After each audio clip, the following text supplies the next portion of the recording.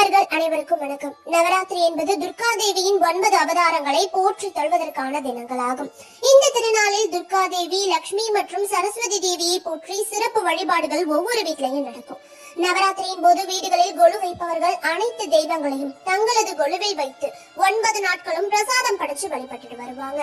அம்பிகையை போற்றி வழிபடும் நவராத்திரியான இந்த 9 தினங்களில் முதல் நாளிலிருந்து எந்தெந்த தெய்வங்களை எப்படியெல்லாம் வணங்கணும், 9 நாட்களும் போட வேண்டிய கோலங்கள் என்னென்ன, 9 நாட்களும் பாட வேண்டிய ராகங்கள் என்னென்ன, அம்பிகைக்கு அணிவிக்க வேண்டிய மாலைகள் என்னென்ன, 9 நாட்களும் விருந்தினருக்கு கொடுக்க வேண்டிய பழங்கள் என்ன, 9 நாட்களும் செய்ய வேண்டிய பிரசாதங்கள்னு நவராத்திரியின் போது செய்ய வேண்டியவை மற்றும் செய்யக்கூடாதவை பற்றி இந்த வீடியோல முழுசா நீங்க தெரிஞ்சுக்கலாம். வீடியோ ஸ்கிப் பண்ணாம கடைசி வரைக்கும் பாருங்க. நீங்க இப்பதான் முதல் முறையா நம்ம சேனல் வீடியோ பாக்குறீங்க அப்படின்னா உடனே சப்ஸ்கிரைப் பண்ணிக்கோங்க. வாங்க இப்ப வீடியோக்குள்ள போகலாம். முதல்ல தசரா உருவான புராண கதை பற்றி பார்க்கலாம். முன்னொரு காலத்தில் வரமுனிங்கிற தபஸ்வி பல தவங்களையும் வேள்விகளையும் நடத்தி எல்லா கடவுள்கிட்டையும் பல வரங்களை பெற்று சக்தி வாய்ந்தவரா இருந்திருக்காரு. தான் தான் சிறந்தவன், தன்னை மிஞ்சின ஒருத்தன் இந்த பூமியிலேயே இல்லைன்னு ரொம்ப தலகணத்தோட யாரையும் மதிக்காம வந்திருக்காரு. அப்போ முனிவர்களுக்கெல்லாம் மூத்தவருமான சிவபெருமானின் பூரண அருளை பெற்ற தமிழ் மாமுனி அகத்தியர் கைலாயத்துல இருந்து தென் தமிழகத்தை நோக்கி வந்திருக்காரு. வர வழியில வரமுனியோட இருப்பிடத்துக்கு போயிருக்காரு. அப்போ அகத்தியரை வரவேற்று உபசரிக்காம அகத்தியர் உயரத்துல கொஞ்சம் கம்மிங்கிறதால அவரோட உருவத்தை கிண்டல் பண்ணி இருக்காரு. அதோட எருமையா மாறி அவர் இடத்துக்கு வர முனிவர்களை துன்புறுத்தி அவமதிச்சு வந்திருக்காரு. இதை தெரிஞ்சு கோபப்பட்ட அகத்தியர் வரமுனிக்கு, தலைகணம் புடிச்ச நீ அடுத்த ஜென்மத்துல எருமை தலையும் மனித உடலும் சேர்ந்து அரக்கனா பிறப்ப, உன்னை அந்த அம்பாலே அவதாரம் எடுத்து கொடூரமா வதம் செய்வான்னு சாபம் கொடுத்திருக்காரு. அதே போல ரம்பன்கிற ஒரு அரக்கன் அக்னி பகவான நோக்கி கடுமையான தவம் இருந்திருக்கான். அவனோட தவத்தில் மகிழ்ந்த அக்னி பகவான் உனக்கு என்ன வரம் வேணும்னு கேக்குறாரு. அதுக்கு அவன் தனக்கு சர்வ வல்லமை பொருந்திய மகன் வேணும்னு கேட்டிருக்கான். அக்னி தேவனும் உன் ஆசை அப்படியே நடக்கும், நீ எந்த பொண்ண முதல்ல பாக்குறியோ அந்த பெண் மூலமா உனக்கு சக்தி வாய்ந்த ஒரு மகன் பிறப்பான்னு சொல்லியிருக்காரு. ரொம்ப சந்தோஷத்தோட தவத்தை முடிச்சுக்கிட்டு ரம்பன் நடந்து வந்துட்டு இருக்கும் போது ஒரு பெண் காட்டெருமைய முதல்ல பாத்துடுறான். அக்னி பகவான் சொன்ன மாதிரியே அந்த எருமைக்கு ஒரு ஆண் குழந்தை பிறந்திருக்கு. அந்த குழந்தை எருமை தலையும் அசுரத்தனமான மனித உடலோடு வரமுனியே குழந்தையா பிறந்திருக்காரு. அந்த குழந்தைக்கு மகிஷன்னு பெயரிட்டு வளர்த்து வந்திருக்காங்க. தன்னோட முன் ஜென்மத்தை பத்தி தெரிஞ்சுக்கிட்ட பிறகு மகிஷன் பிரம்மாவை நோக்கி 10,000 வருடங்கள் கடுமையான தவம் இருந்து எனக்கு தேவர்கள், அசுரர்கள், மானிடர்களால் மரணம் ஏற்படக்கூடாது, ஒரு கன்னி பெண்ணால் தான் மரணம் ஏற்படணும், அதுவும் அந்த பெண் எந்த தாயின் வயிற்றிலிருந்தும் பிறந்திருக்க கூடாதுன்னு ஒரு வித்தியாசமான வரத்தை வாங்கி இருக்கான். மேலும் தவம் இருந்து பல வரங்களை வாங்கி யாராலையும் அழிக்க முடியாத சக்தியா மாறி உலகத்தையும் அடிமைப்படுத்தி வந்திருக்கான். மகிஷாசுரனோட அட்டூழியத்தை தாங்க முடியாத தேவர்களும் முனிவர்களும் விஷ்ணு பகவான் கிட்ட முறையிட்டு இருக்காங்க. அவர் என்னால எதுவும் செய்ய முடியாது, இது ஆதிசக்தியால மட்டும் தான் முடியும், நீங்க காளி தேவியை நினைச்சு யாகம் நடத்தி அவகிட்ட முறையிடுங்கன்னு சொல்லியிருக்காரு. முனிவர்களும் ஒரு யாக வேள்வியை நடத்தி இருக்காங்க. யாக வேள்வியில் இருந்து முப்பெரும் தேவிகளின் சக்தி ஒன்றா சேர்ந்து அன்னை லலிதாம்பிகையா ஒரு பெண் குழந்தை பிறந்திருக்காங்க. குழந்தை பிறந்து 10வது நாள் கன்னி பெண்ணா மாறி அன்னை பராசக்தியா அவதாரம் எடுத்து மகிஷாசுரன் கூட கடுமையான யுத்தம் செஞ்சு அவனை வதம் செஞ்சு நிகழ்வதா விஜயதசமின்னு சொல்றோம். அன்னை 10 நாட்களும் தன்னோட சக்திகளை ஒன்றா சேர்த்து யாராலையும் அழிக்க முடியாத அளவுக்கு உருவான அந்த 10 நாட்களை தான் தசரான்னு சொல்லி 10 நாட்களும் அம்பாள வழிபடுறாங்க. நம்ம ஊர்ல நவராத்திரின்னு சொல்லி வெகு விமர்சையா 9 நாளும் 9 விதமான அவதாரத்தை வேடம் போட்டு வழிபட்டு வராங்க. முதல் 3 நாட்கள் பார்வதி தேவியையும், அடுத்த 3 நாட்கள் லட்சுமி தேவியையும், அடுத்த 3 நாட்கள் சரஸ்வதி தேவியையும் வழிபட்டு நவராத்திரியை கொண்டாடிட்டு வருவாங்க. மகிஷாசுரனை சம்ஹாரம் செய்ய அம்மன் 9 நாட்கள் கொலுவில் இருந்தும் 10வது நாள் மகிஷாசுரனை சம்ஹாரம் செய்து மகிஷாசுர மர்தினியா மாறி இருக்காங்க. 9 நாட்கள் அம்மன் ஊசி மேல் நின்று தவம் புரிந்ததால் இந்த நவராத்திரி தினமான 9 நாட்களும் ஊசியால் துணிகளை தைக்க வேண்டாம்னு சொல்லுவாங்க. இதனால நவராத்திரியான 9 நாட்கள் எல்லா வீட்லயும் கோவிலையும் கொலு பொம்மைகள் வைத்து வழிபட்டு வராங்க. நவராத்திரியோட மற்றொரு சிறப்பம்சம் என்னன்னா, எப்பவுமே காலையில சிவபெருமானுக்கும் மாலையில் அம்பிகைக்கும் பூஜை செய்யறது ரொம்பவே நல்லது. ஆனா நவராத்திரி தினங்கள்ல காலை மாலை 2 வேளைகளில் செய்யும் பூஜையுமே அம்மனுக்கு உரியதுதான். பரம்பொருளான சிவபெருமானுக்கே சிவராத்திரின்னு ஒரே ஒரு நாள் தான் சிறப்பு. ஆனா ஆதிசக்தியான அம்பாளுக்கு நவராத்திரின்னு 9 நாட்களுமே சிறப்பு வாய்ந்ததா இருக்கு. அப்போ ஆண் சக்தியை விட பெண் சக்தி தான் மேலோங்கி இருக்கும். அந்த நாட்கள்ல அம்மனை வழிபட்டா நம்ம நினைக்கிறது அப்படியே நடக்கும்னு ஒரு ஐதீகம் இருக்கு. அடுத்து நவராத்திரியின் போது செய்ய வேண்டியவை மற்றும் செய்யக்கூடாதவை என்னன்னு பார்க்கலாம். முதலில் செய்ய வேண்டியவை: தினசரி ஆலய தரிசனம். நவராத்திரியின் 9 நாட்களும் தினந்தோறும் கோயிலுக்கு சென்று துர்க்கை அம்மனை வழிபட்டுவாங்க. விளக்கேற்றி மலர்கள் அணிவித்து தீப ஆராதனை கொண்டு வழிபடுவதன் மூலம் தேவியின் முழு ஆசைகளையும் பெறலாம். நவராத்திரியின் 9 நாளும் துளசி செடிக்கு மறக்காம தண்ணீர் ஊற்றுவாங்க. அதோடு துளசி செடிக்கு முன் நெய் தீபம் ஏற்றுவதும் மங்களகரமானதா பார்க்கப்படுது. இப்படி செய்யறது மூலமா வீட்டுல சண்டைகள் எதுவும் ஏற்படாது, மகிழ்ச்சி நிலவும். அடுத்ததா தண்ணீர் வழங்குவது. தினந்தோறும் துர்காதேவிக்கு தண்ணீர் வழங்க வேண்டியது அவசியம். நவராத்திரியின் மிக முக்கியமான புனித செயலா இது பார்க்கப்படுது. தூய்மையான ஆடைகள். நவராத்திரியின் 9 நாட்களும் தூய்மையான ஆடைகளை அணிய வேண்டியது கட்டாயம். மேலும் வீட்டில் கொலு வைப்பவர்கள் வீடுகளுக்குள் செருப்பு அணிவதை முற்றிலும் தவிர்க்கணும். வெளியே அணியும் செருப்புகளும் வாசலுக்கு வெளியே விடப்படுவதை உறுதி செஞ்சுக்கோங்க. அடுத்து விரதம். நவராத்திரியின் 9 நாட்களும் முடிந்தவர்கள் விரதம் மேற்கொள்ளலாம். விரதம் என்பது நவராத்திரி பண்டிகையின் ஒரு முக்கிய அம்சம். விரதம் இருந்து தேவியின் ஆசைகளை வேண்டவும். விரதம் இருப்பது உடலின் ஆரோக்கியத்திற்கும் மிகவும் நல்லது. அதனால உடலில் இருக்கக்கூடிய நச்சுக்கள் நீங்கி உடல் தூய்மையாகும். துர்காதேவி அலங்காரம். நவராத்திரி தினங்களில் ஸ்ரீங்கர் அல்லது தேவியின் அலங்காரமானது மிகவும் ரொம்பவே முக்கியமான விஷயமா பார்க்கப்படுது. இது தேவிக்கு மரியாதை செலுத்துவதற்கான ஒரு அடையாளமாகவும் காணப்படுது.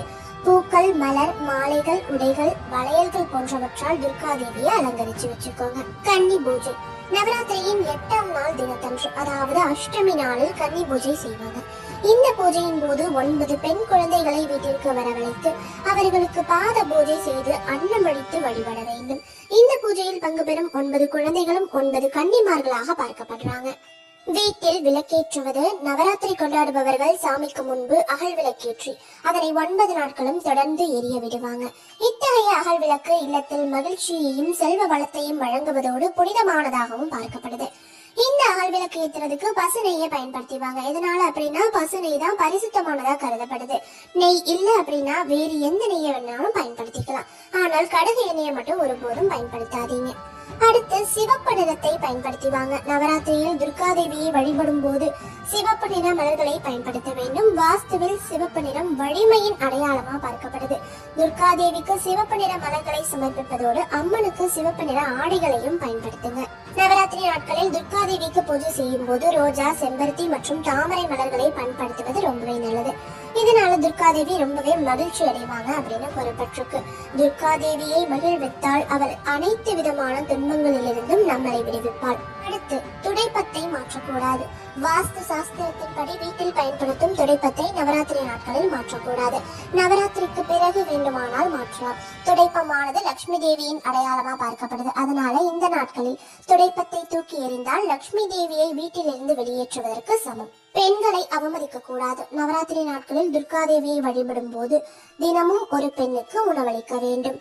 இது மட்டுமன்றி இந்த நாட்களில் வீட்டில் உள்ள பெண்களையும் திருமணமாகாத பெண்களையும் அவமரியாதை செய்யக்கூடாது. ஏனெனில் பெண்கள் துர்காதேவியின் வடிவமாக பார்க்கப்படுறாங்க. இந்த காலத்தில் பெண்களை அவமதிப்பது துர்காதேவியை அவமதிப்பதற்கு சமம்.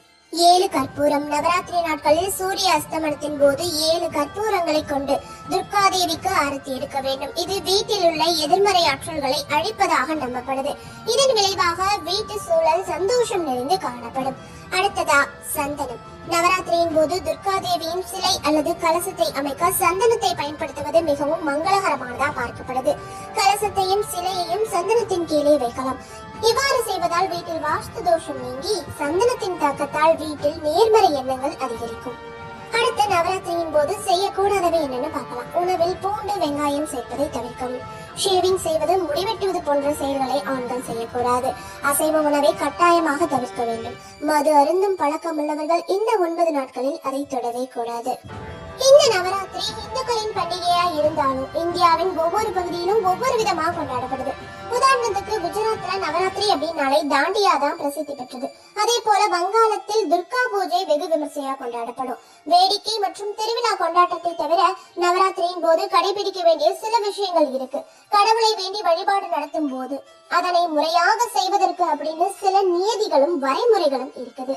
அம்பிகையை இந்த 9 நாட்களும் எந்தெந்த ரூபத்தில் எப்படி அலங்காரம் செய்து வழிபடலாம் அப்படின்னு தெரிஞ்சுக்கலாம். முதல் நாள் சைலபுத்திரி, 2ஆம் நாள் பிரம்மசாரிணி, 3ஆம் நாள் சந்திரகண்டா, 4ஆம் நாள் குஷ்மாண்டா, 5ஆம் நாள் ஸ்கந்தமாதா, 6ஆம் நாள் காத்யாயினி, 7ஆம் நாள் காலராத்திரி, 8ஆம் நாள் மகாகௌரி, 9ஆம் நாள் சித்திதாத்ரி ரூபத்தில் அம்பிகையை வழிபட்டுவாங்க.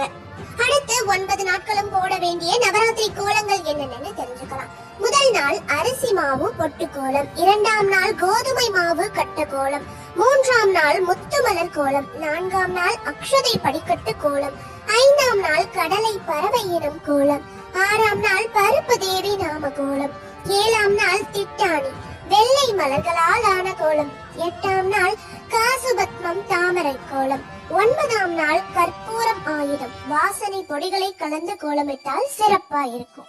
அடுத்ததா 9 நாட்களும் அம்பிகைக்கு அணிவிக்க வேண்டிய மாலைகள் என்னென்னு தெரிஞ்சுக்கலாம்.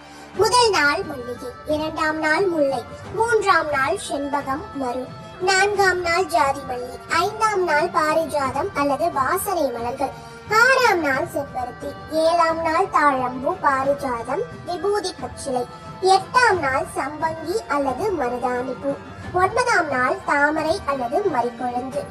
அடுத்ததா 9 நாட்களும் விருந்தினருக்கு கொடுக்க வேண்டிய பழங்கள் என்னென்னு பார்க்கலாம். முதல் நாள் வாழைப்பழம், 2ஆம் நாள் மாம்பழம், 3ஆம் நாள் பலாப்பழம், 4ஆம் நாள் கொய்யாப்பழம், 5ஆம் நாள் மாதுளை, 6ஆம் நாள் ஆரஞ்சு, 7ஆம் நாள் பேரிச்சம்பழம், 8ஆம் நாள் திராட்சை, 9ஆம் நாள் நாவல் பழம். அடுத்ததா 9 நாட்களும் செய்ய வேண்டிய பிரசாதங்கள். முதல் நாள் சுண்டல் வெண்பொங்கல், 2ஆம் நாள் புளியோதரை, 3ஆம் நாள் சர்க்கரை பொங்கல், 4ஆம் நாள் கதம்பம் காய்கறிகள் கலந்த கதம்ப சாதம், 5ஆம் நாள் ததியோதனம் தயிர் சாதம் பொங்கல், 6ஆம் நாள் தேங்காய் சாதம், 7ஆம் நாள் எலுமிச்சை சாதம், 8ஆம் நாள் பால் சாதம், 9ஆம் நாள் அக்கார அரிசி பச்சரிசி பால் சர்க்கரை கலந்த பால் பாயாசம்.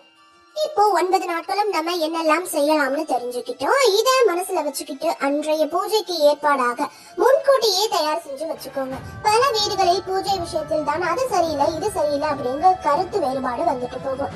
நல்ல நாட்களில் தெய்வ வழிபாட்டினை முழு மனதுடன் ஈடுபாட்டுடன் செய்வோம்.